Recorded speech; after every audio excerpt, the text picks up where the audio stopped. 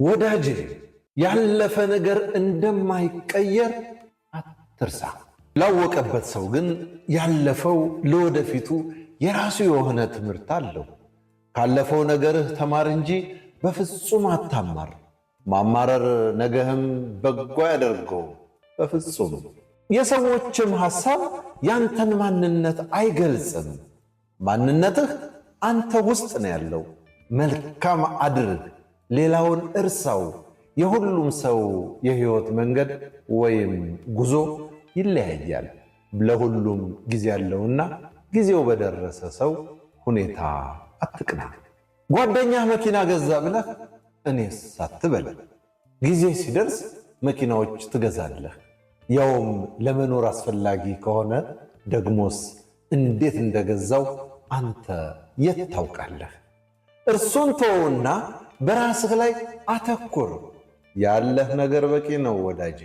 ለሰዎች ለደስታቸው እንጂ ለሐዘናቸው መንስኤ አትሁን። በሰዎች ደስታ ደስ ይበልህ።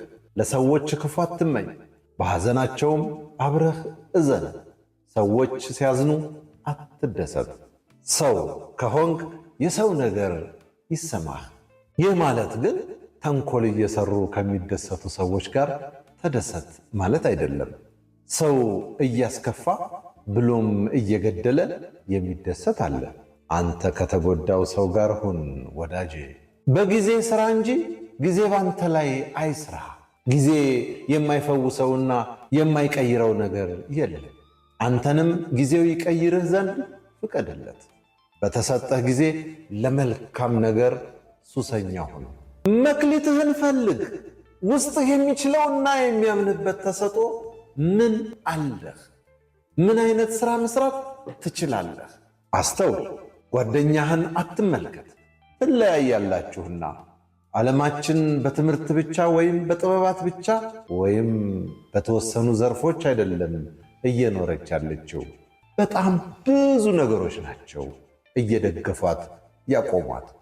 አንተም ጥቂትም ብትሆን ያለህን ችሎታ ፈልገውና አውጣው።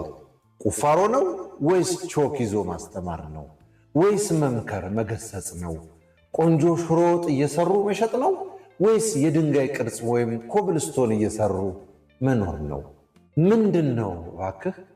ፈልገው፣ አጎልብተው፣ ጀምረው። ምን ይሻለኛል እያልክ ጊዜ እንዳያልቅ። በእርግጥ ጊዜ ሳይሆን አንተ ነህ የምታልቀው ወዳጄ። መልካም ነገር ሁሉ ከፈጣሪ፣ መጥፎ ነገር ሁሉ ደግሞ ከሰይጣን እንዳልሆነ አስተውል። ፈጣሪ